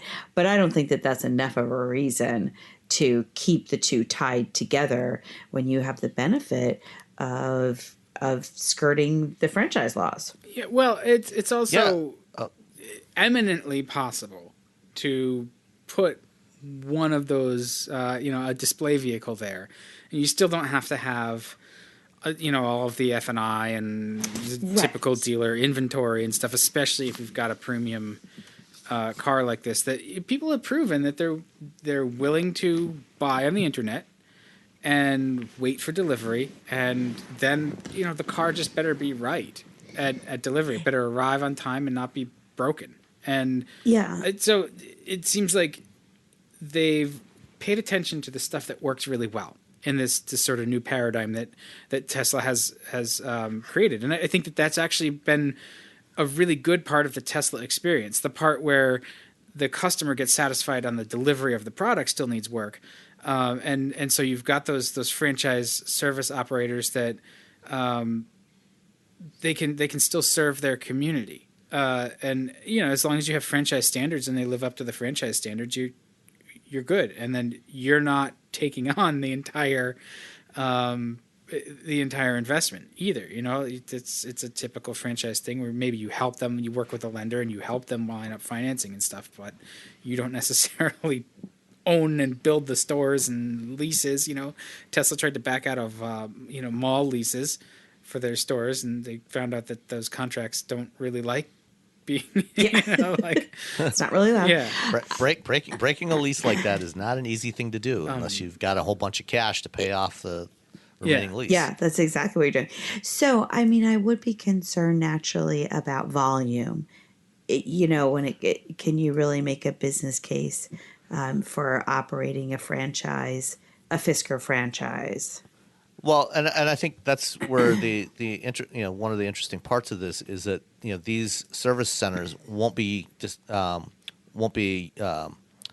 brand specific, like or exclusive to right. to Fisker. Yeah. So they're partnering with the existing service outlets, whether it be chains, or local independent service providers, and basically using up a little bit of extra capacity that they might have. So they won't have to necessarily invest. They won't have to invest in a whole new shop, or new real estate. They can use the facilities they have, and it'll just be, maybe investing in, in some of the parts or tools that they may need. But compared to the rest of it, that's relatively trivial. It's kind of overstating it a little bit, but it's a lot less of an investment that's going to be required for these service providers because they're already in this business. They're already doing this stuff, for other vehicles, and so they just get to have some more business basically. Right. Another intriguing idea with that is I've had the experience of many dealerships that are small and they're kind of overrun, and the service area is quite large. So it's interesting to think if it is a multi-brand service area, could there be opportunities for partnerships for other dealers to move their service area away from their dealership, away from their franchise, and open up space to show more cars, maybe, or to do different, to offer, to kind of, to really just show more cars, basically improve inventory, improve the buying experience, like so many people talk about, if you move your service center someplace else. So I think this is a really, really intriguing idea. Yeah, I agree. And then of course the other part of this is actually manufacturing the vehicles, and what Henrik told me was that they're going to be partnering with someone else, to get most of the major components, things like the motors and power electronics and perhaps even batteries. And they have not finalized those deals yet, so he wasn't prepared to say who they're talking with. Mm-hmm. But it wouldn't surprise me, if they ended up working with perhaps Volkswagen and using something like the MEB platform or some other architecture, from some other brand that is willing to share those underpinnings, which are, they're less of they're less of something that is distinctive. What the stuff that the customers are going to see, the body, the stuff that's designed by Fisker and built by Fisker, will be that stuff will be unique, right? And that's where that's really where he's his strength lies, is in design, right? And creating something that looks very distinctive, right? For sure. I think their biggest challenge, as any manufacturer sees this, is just consideration. How do you get people to even to buy into this vehicle. And I understand that, about buying things online.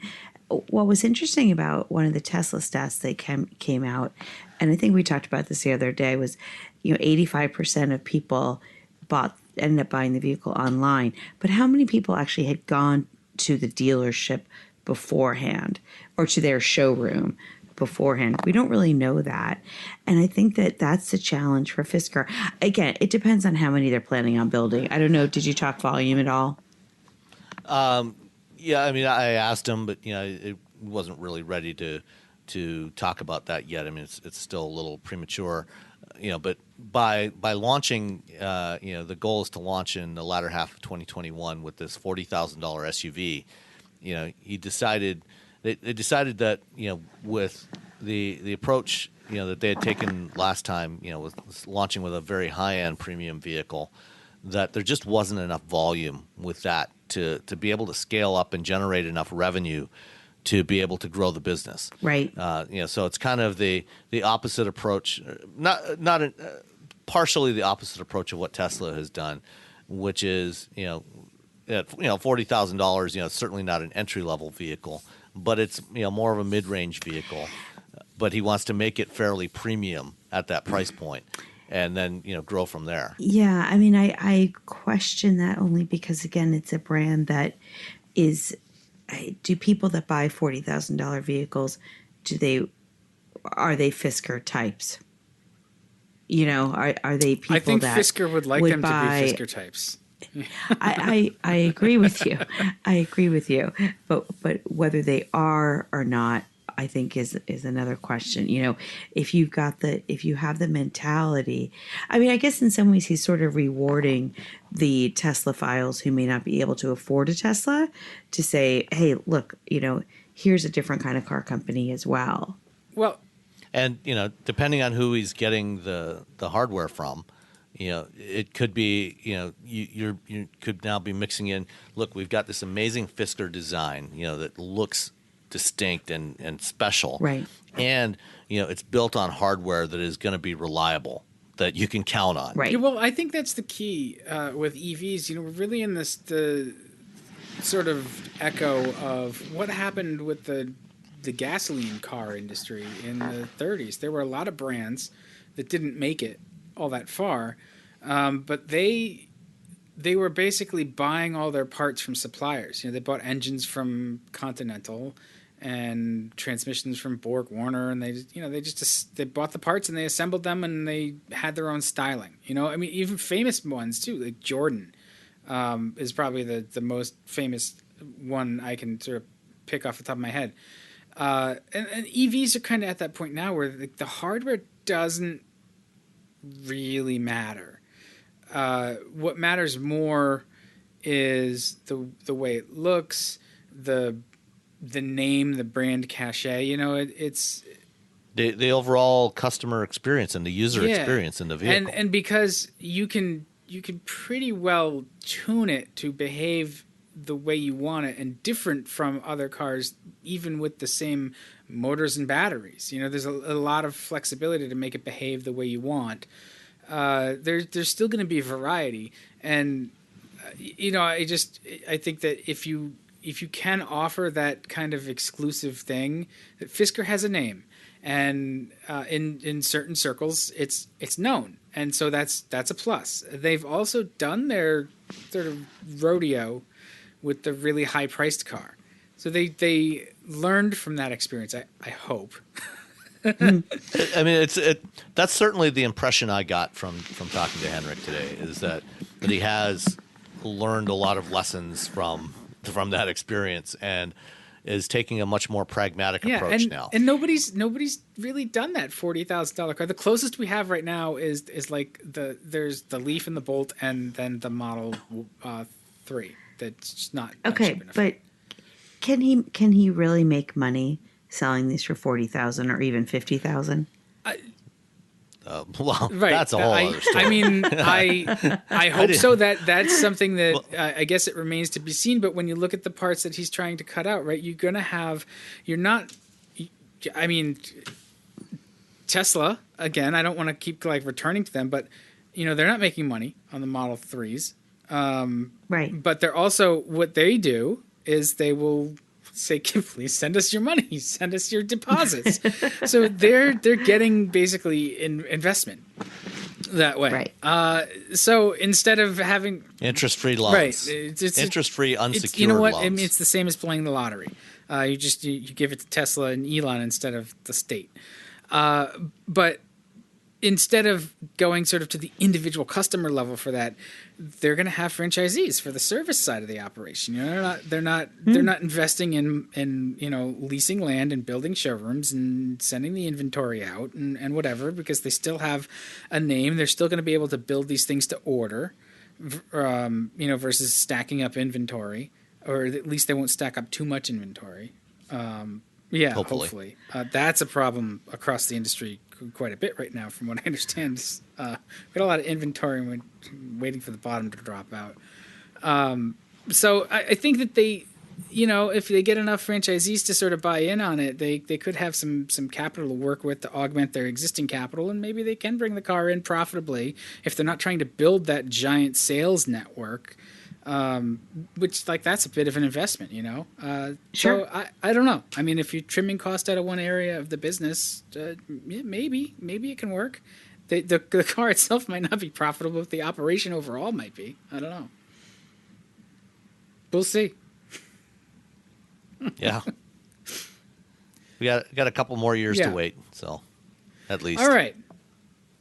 We've done. This concludes the conjecture portion of the of the podcast. Did we ever?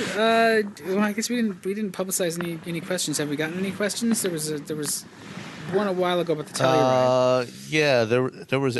Yeah, I mean, none of us have driven the Telluride yet. You didn't go on the Telluride drive, did you, Rebecca? No, I did not. You would be there if James now Bell if you is did, listening. Right? Yes, if James Bell is listening, I'd be happy to go. But no, I am going on the Jeep Gladiator next week, though. Ooh. That should be interesting. And when will you be able to talk about that? So you'll be going on it next week. Right. I don't know when the embargo date is. I did see it in New York last Tuesday. We weren't able to drive it, but I was able to see it. It's big. It's long. Yeah. Yes, it is. I saw it in L.A. Yeah, I saw it in L.A. too, but it was different, kind of looking at it and up close and personal. And it's a long truck, so I'll be really curious to see how it is off-road. They talked a bit about angle of approach and such, but I can't remember now how much longer it is than the Wrangler. I want to say 8. I think it's about a foot and a half 18 longer. inches, 18 inches longer. Yeah, I seem to recall 17 being the number. Yeah, it's quite long. So, again, I'll be very intrigued. Of course, the new Wrangler I think is fantastic, but it'll be very interesting to see how this one handles with that pickup truck bed in the back. They are going to sell every single one of them. Every single one of them. For a lot of profit. Exactly. Good for them. All right, well, we'll have that. When you can talk about it, we'll talk about the Gladiator. And yes. When we drive the Telluride, we'll tell you more about it. But certainly, the first drives are going on now, so impressions are going to be out soon anyway across the entire journalism spectrum. So you should be satisfied with that soon. So with that, I think that's the end of this podcast. All right. Thank you. Good night, everyone. Thanks for listening.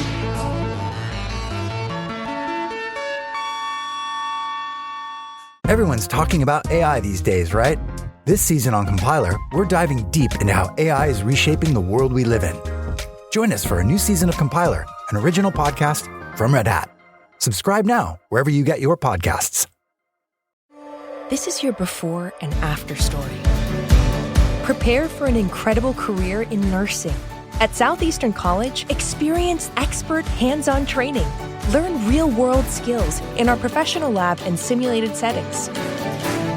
And train for opportunities as a practical nurse, registered nurse, or career advancement with our RN to BSN program. At Southeastern College, your future is bright. Visit sec.edu to get started.